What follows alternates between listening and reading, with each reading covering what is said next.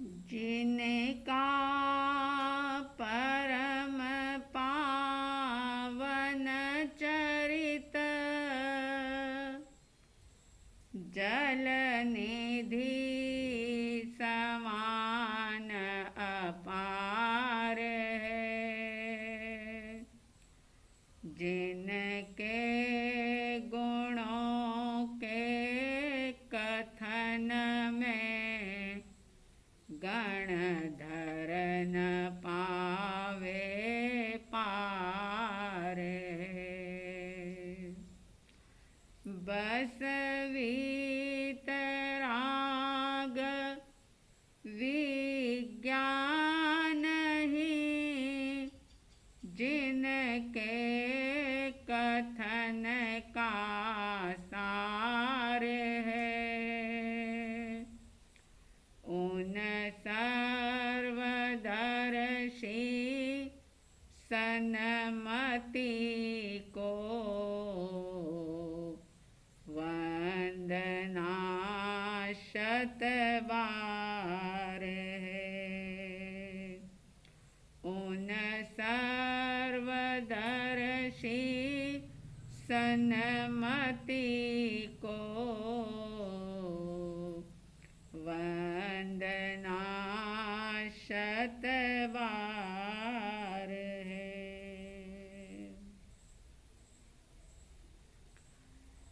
श्रद्धालु जिज्ञासु श्रोताओं, आत्मसिद्धि शास्त्र का स्वाध्याय आप सुन रहे हैं और उसी स्वाध्याय के अंतर्गत अब इस आत्मसिद्धि शास्त्र का उपसंहार चल रहा है। इसकी 133 गाथाएं परिसंपन्न हुई थी। कुल मिलाकर के आत्मसिद्धि शास्त्र जो है वो हमें स्वयं से जोड़ता है, खुद को खुद का परिचय करवाता है। अनादि काल की विडंबना ये है कि जीव ने सबको जाना, सबके बारे में सोचा, पर के बारे में खूब चिंतन किया, मनन किया, लेकिन स्व का बोध नहीं पाया। और परमात्मा प्रभु महावीर भी अपनी अंतिम धर्म देशना के अंदर एक बात कहते हैं कि जे एगम जानाई ते सवम जानाई। ये नहीं कहा कि जो सबको जान लेता है वो एक को जानता है, ऐसा नहीं कहा, लेकिन अपने अनुभव से वीतराग परमात्मा ने भी एक बात कही कि जो एक को यानी स्वयं को जान लेता है, अपने आप को पहचान लेता है, वह व्यक्ति सबको जान लेता है, यानी संपूर्ण जगत को जान लेता है। जानने का स्वभाव ज्ञान का है, ज्ञान के द्वारा जाना जाता है, और वो ज्ञान सिर्फ और सिर्फ जीव की प्रॉपर्टी है। जीव के पास ही वो ज्ञान का गुण है, बाकी किसी भी पुद्गल में, जड़ में, अजीव में वो ताकत नहीं, वो शक्ति नहीं। ज्ञान सिर्फ और सिर्फ जीव का गुण है। और इसीलिए प्रभु ने कहा कि ज्ञान ही आत्मा है और आत्मा ही ज्ञान है। जिसने एक आत्मा को जान लिया, स्व का बोध कर लिया, उसके सारे आवरण खत्म हो जाते हैं। जैसे ही आवरण नष्ट होते हैं कि तीनों काल की सारी की सारी पर्याय बिल्कुल स्पष्ट रूप से दिखाई देती है। एक एक समय की पर्याय को केवल ज्ञानी जानते हैं और देखते हैं, लेकिन जानने और देखने के बाद भी किसी भी प्रकार का कोई विकल्प नहीं होता, कोई विचार पैदा नहीं होता, क्योंकि मोह खत्म हो गया। नरक गति में क्या हो रहा है, क्या हो गया है और क्या होने वाला है, मनुष्य और तिर्यंच गति के अंदर क्या हो चुका है, वर्तमान समय में क्या हो रहा है और आने वाले समय में किस जीव के साथ क्या होने वाला है। देव गति के अंदर भी भूतकाल की, वर्तमान काल की और भविष्य काल की, यानी जो भी घटनाएं एक एक समय की घट रही है, वो सारी घटनाएं केवल ज्ञानियों के ज्ञान में झलक रही है। लेकिन मजे की बात ये कि सब कुछ देखने और जानने के बाद भी ना तो उनको राग पैदा होता है और ना ही उनको द्वेष पैदा होता है, क्योंकि राग और द्वेष से ऊपर उठे मोह कर्म को नष्ट किया, तभी केवल ज्ञान प्रकट हुआ।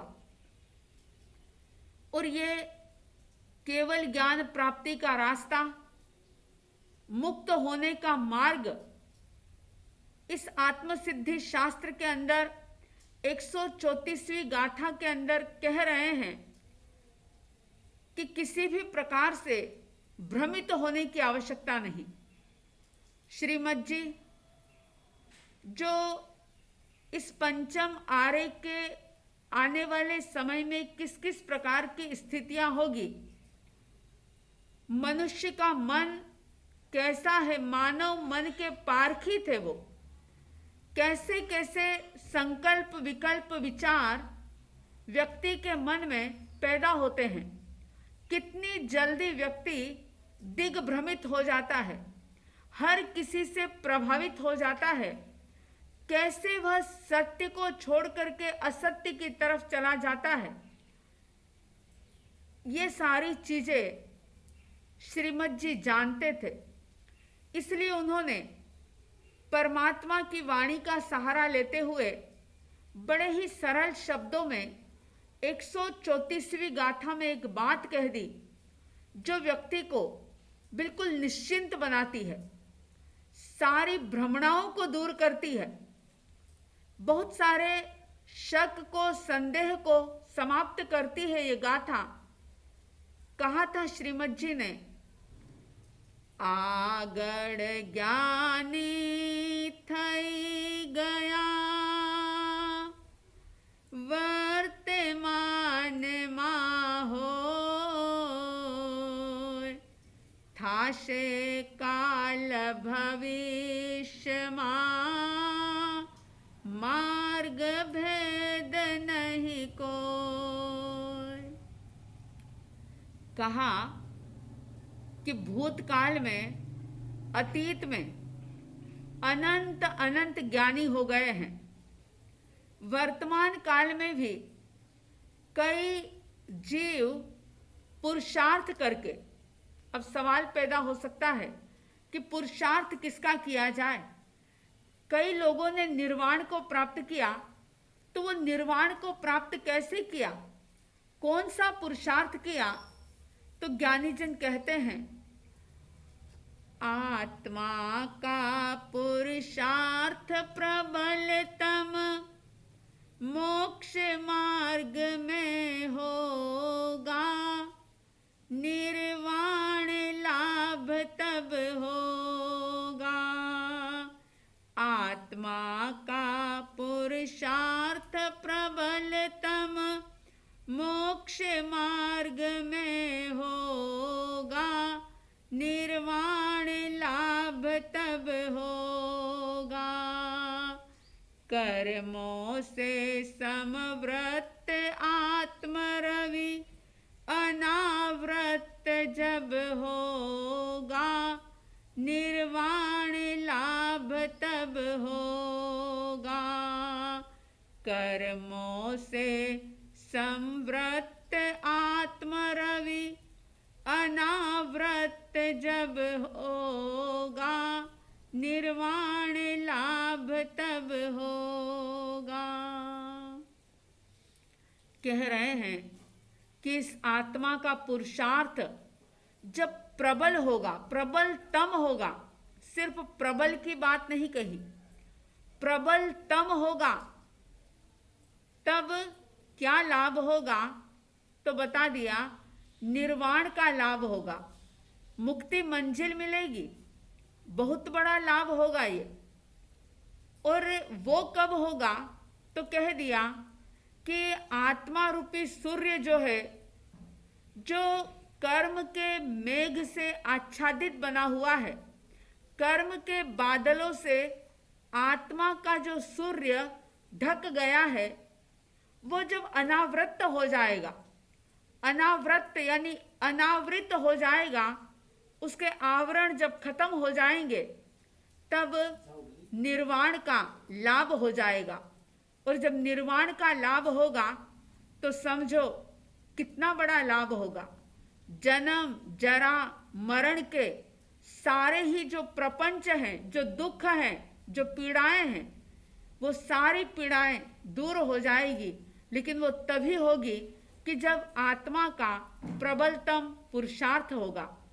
तो ज्ञानी कह रहे हैं कि आगड़ ज्ञानी थई गया, जो भूतकाल में ज्ञानी हो गए हैं और आज वर्तमान समय में भी जो आत्मा का प्रबलतम पुरुषार्थ करते हुए जो मोक्ष मार्ग की तरफ, निर्वाण की तरफ आगे बढ़ रहे हैं, और भविष्य काल में भी जो आगे बढ़ेंगे, वो कैसे बढ़ेंगे? तो बता दिया, थाशे काल भविष्य मार्ग भेद नहीं कोई।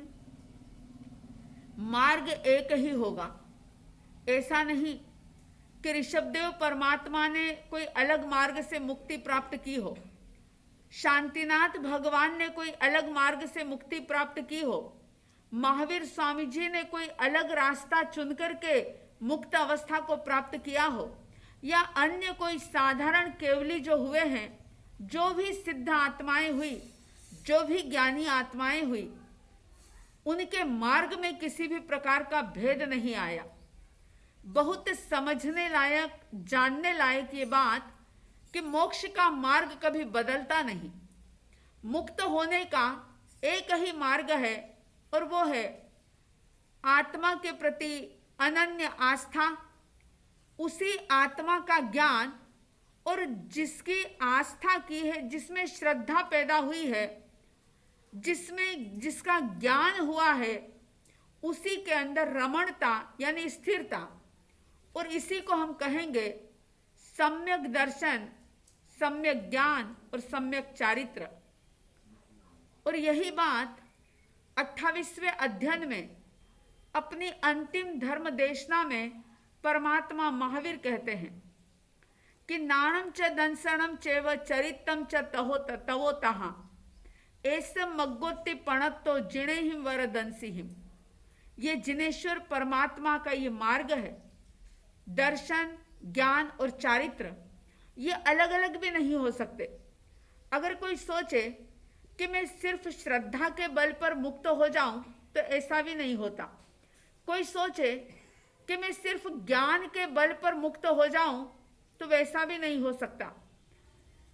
पहले श्रद्धा होगी यानी दर्शन होगा, सम्यक दर्शन से ज्ञान सम्यक हो जाएगा, और जब ज्ञान सम्यक हो गया, श्रद्धा सम्यक हो गई, तो उसके अंदर जैसे ही चारित्र मोहनी कर्म का क्षयक्षम होगा कि अपने आप उस आत्मा के अंदर जिसको जाना है, जिस पर श्रद्धा की है, जिसका ज्ञान पाया है, उसके अंदर स्थिरता, रमणता आ जाएगी।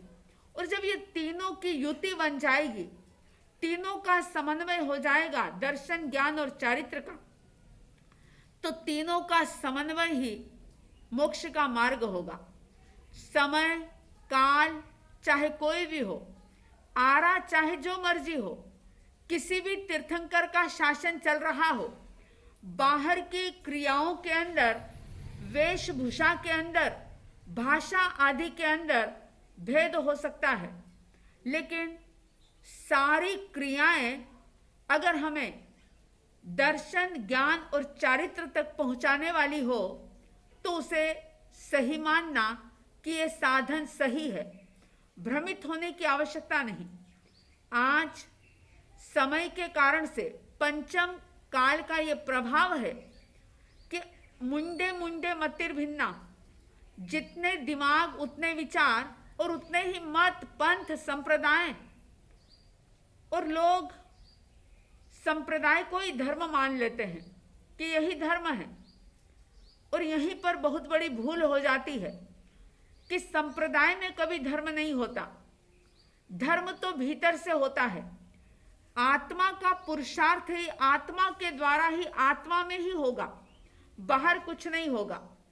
बाहर जो भी क्रियाएं होगी, अगर वह आत्मा तक पहुंचने के लक्ष्य से की जाए, आत्मबोध के साथ की जाए, तो वो सारी क्रियाएं सार्थक है। और अगर आत्मबोध के साथ क्रिया ना की जाए, निज के बोध के बिना, स्वयं की जागृति के बिना, आत्मा को जगाए बिना, स्व को जाने बिना जो कुछ भी क्रियाएं होगी, तप होगा, जप होगा, पूजा होगी, पाठ होगा, स्वाध्याय होगा, प्रवचन होंगे, वेशभूषा चेंज होगी, सब कुछ होगा, लेकिन वो कार्यकारी नहीं होगा, वो लाभकारी नहीं होगा। इसलिए भ्रमित होने की आवश्यकता नहीं। चाहे कोई भी समय रहा हो, लेकिन मार्ग के अंदर, मूल मार्ग के अंदर कभी भी भेद नहीं होता। यानी कि आज तक अनंत जीव सिद्ध हो गए, और वो सिद्ध होने का एकमात्र मार्ग है सम्यक दर्शन, सम्यक ज्ञान और सम्यक चारित्र। यही मोक्ष का मार्ग है। इसी मार्ग से जन्म मरण का चक्र टूटेगा, छूटेगा, और अजर अमर अवस्था जो कि आत्मा की है, वो पर्याय के अंदर प्रकट होगी। और जब वह प्रकट होगी तो कह रहे हैं कि इस मार्ग के अंदर किसी भी प्रकार का भेद नहीं होगा। इसलिए अगर क्रियाएं बदल भी रही हो तो भी क्रियाओं को देख करके अच्छे बुरे का लेबल मत लगाओ। ये मत सोचो कि ये संप्रदाय अच्छी है, ये संप्रदाय बुरी है, ये पंथ अच्छा है, ये पंथ बुरा है। कोई पंथ अच्छे नहीं होते, कोई पंथ बुरे नहीं होते। जो पंथ या जो क्रियाएं हमें स्व के साथ जोड़ती है, हमारा दर्शन जिन क्रियाओं से सम्यक होता है, जिन क्रियाओं से हमारा ज्ञान सम्यक होता है, और जिन क्रियाओं के द्वारा हमारा मोह कर्म कमजोर बनता है, वास्तव में वही क्रियाएं सही है। अगर इंद्रियों के विषयों की लालसा, वासनाएं, कामनाएं, इच्छाएं बढ़ती चली जाए, एक तरफ धर्म भी बहुत हो रहा है, क्रियाएं बहुत हो रही है, लेकिन भीतर का विवेक जरा सा भी ना जागे और व्यक्ति एक ही एक ढर्रे पर चलता रहे, अपनी भीतर की ज्योति को जलाने का प्रयास ना करे, तो ऐसी शुष्क ज्ञान से और ऐसी जड़ क्रियाओं से कभी भी मुक्ति की प्राप्ति ना तो हुई है, ना हो रही है, और ना ही भविष्य में कभी होगी। तो मार्ग के अंदर किसी प्रकार का भेद नहीं होता। बड़ी ही सटीक बात है ये। अगर ये बात समझ में आ जाए तो व्यक्ति भ्रमित नहीं होगा। चाहे किसी मंदिर में चला जाए, चाहे किसी पंथ के अंदर चला जाए, चाहे किसी साधु के पास चला जाए, लेकिन उसकी श्रद्धा, उसकी आस्था, उसकी समझ कभी भी गलत नहीं होगी, हो ही नहीं सकती अगर वो इस बात को याद रखे। क्योंकि कहा है, આગળ જ્ઞાની થઈ ગયા વર્તમાનમાં હોય, થાશે કાલ ભવિષ્યમાં માર્ગ ભેદ नहीं હોય।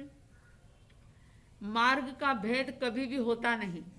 मूल मार्ग जो है वो एक ही होता है। उसी मार्ग से जीव मुक्त हुए हैं, ज्ञानी हुए हैं, वर्तमान में हो रहे हैं और आगे भी होंगे। तो बस एक ही बात ध्यान रखनी है कि जो क्रिया हमें स्व से कनेक्ट करने में सहयोगी बने, जिसके द्वारा स्व का बोध हो, निज के अंदर जागृति आए, निज को निजता का अनुभव हो, बोध हो, वास्तव में वही क्रियाएं, वही गच्छ, वही पंथ सार्थक हो सकता है, वही हमें अपनी मंजिल की तरफ आगे बढ़ा सकता है। तो इस बात को हमेशा याद रखें कि कभी भी मोक्ष मार्ग के अंदर भेद नहीं होता। पुराने समय में भी सम्यक दर्शन, ज्ञान, चारित्र ही मोक्ष का मार्ग था। वर्तमान में भी यही मार्ग है और आने वाले समय में भी यही मार्ग रहेगा। तो इस मार्ग को समझ करके सम्यक दर्शन, ज्ञान और चारित्र बढ़ने का, प्रकट होने का प्रबलतम पुरुषार्थ आपका, हमारा, सबका हो, ऐसी साध्वी द्वय की तरफ से हार्दिक हार्दिक शुभ मंगल भावनाओं के साथ जय प्रभु महावीर, जय गुरु आनंद।